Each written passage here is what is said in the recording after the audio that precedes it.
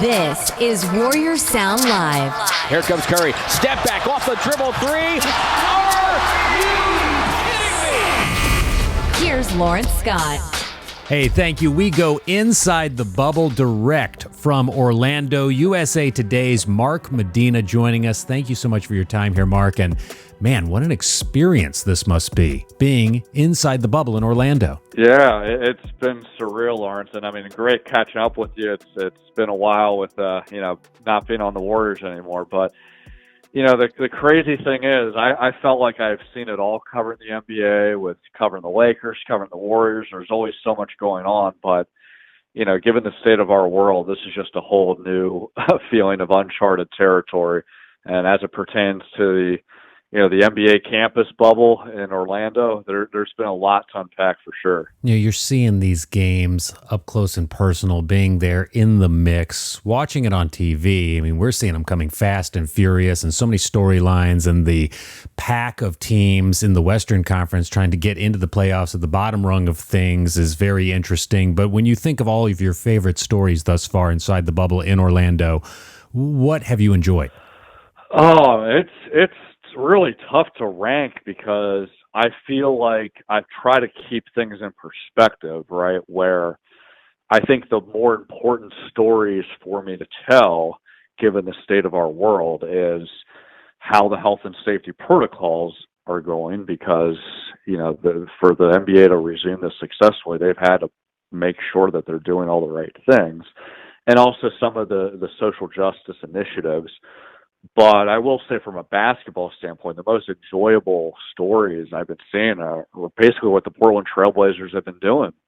I've almost become a de facto beat writer for them, because every game that they play has implications for what it means for the eighth playoff chase. So it's been fun to see Damian Lillard, go off for 55 points or 61 points, seeing Carmelo Anthony show flashes of what he was, as a previous All-Star, and they're just a fun team to watch.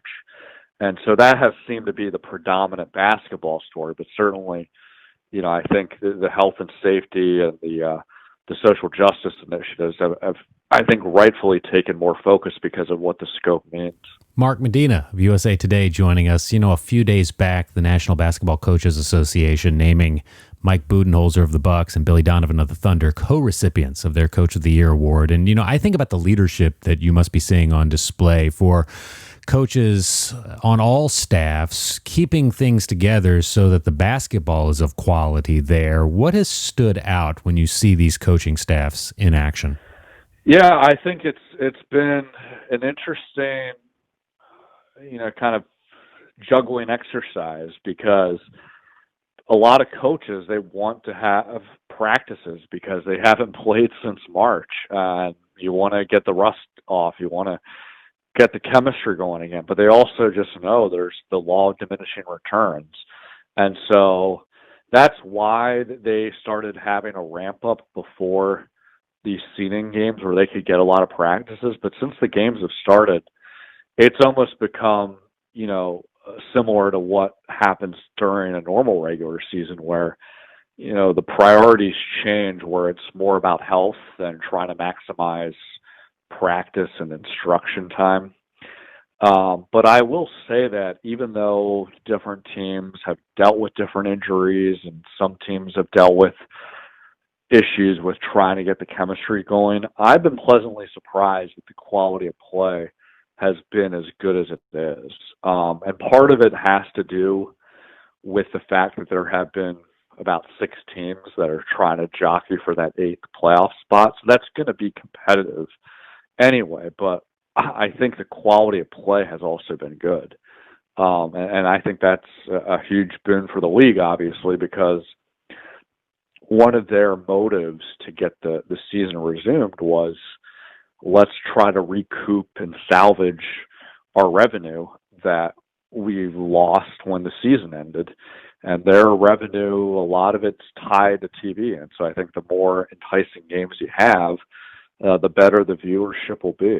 So that's not to say everything has been perfect. I think for the top teams, after that initial wave of games, they started deciding that health is more important and they've rested certain players. It looks like at some teams, the Clippers in particularly last week when they rested Kawhi Leonard against Portland, they're trying to indirectly influence who the last playoff seed will be. So some of those rest versus play debates have emerged, but I think compared to how it is in the regular season, these games have a much greater level of excitement because of what the stakes mean for the eighth playoff seed and just the fact that we haven't seen basketball in the last few months. So it's cool to see it again. Our conversation with Mark continues in moments, and for the full audio interview, visit warriors.com/sound for the latest, streaming on Warriors Sound 24/7, plus a link to our official team podcast, found anywhere you get podcasts by searching Golden State Warriors to listen to the full episode. Now a quick look at a recent Warriors Remix segment on the broadcast home of the Warriors Radio Network, 95.7 The Game.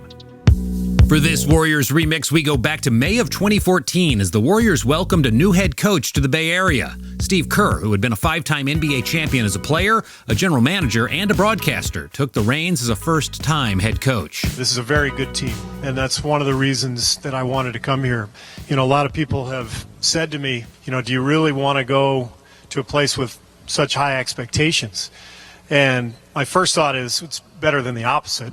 You know, if you can find a job in the NBA where expectations are low and talent is high, let me know and I'll look into that one.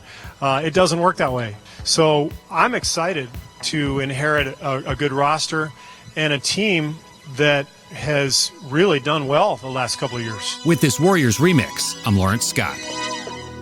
Now back with Mark Medina of USA Today. You know, beyond coaches, you've had a Bubble Life series that you've had with your work and, you know, equipment managers and others making all of this scene in Orlando come together, have been involved. From what you've seen, how have the challenges been met, and really what are the lessons here that have been learned that can be helpful moving forward? Yeah, I mean, for the behind-the-scenes people, I started doing this occasional diary series about, just doing interviews and allowing them to put in their own words what it's like. And so some of those interviews, as you mentioned, are equipment managers or trainers. And I think what their takeaway is that there's just a lot of busyness and a lot going on and a lot of long days. But I think that there's an appreciation that there is this all-in-together kind of feel because everyone's on the same campus. So what this means, big picture, I think that there is increasing optimism that the season will be completed without any positive cases. Now, you have to give the caveat that we still have 2 months left and a lot can happen. But I think this also has allowed them to look ahead and be concerned about, well, what does this mean for next season? And I think because of how everything's been going on with Major League Baseball and, college football recently having to postpone their games, there's a lot more growing skepticism that there can be a season under normal circumstances because of how long this pandemic has hit. And so I think the players union and the league, they're trying to get their head wrapped around the possibility that if they're going to have any sort of season next year, it would have to be in some kind of campus bubble again. But there are challenges with just doing the same setup as they are now because you're talking a full season. So there's a lot more financial and family sacrifices everyone has to make.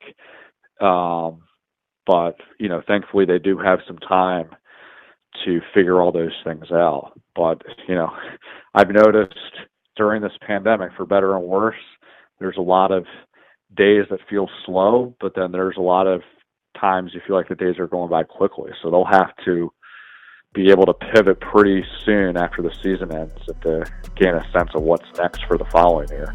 Mark, this has been immensely enlightening and a real pleasure. Thank you so much for taking the time to catch up and let us know what it has been there in the bubble in Orlando and what you're doing with your work with USA Today and what you've been seeing. Really, really great to have you on the show. Thank you so much. Yeah, Lawrence, thank you for having me, and hope you and yours are hanging in there. And it's been a blast being able to talk basketball with you again.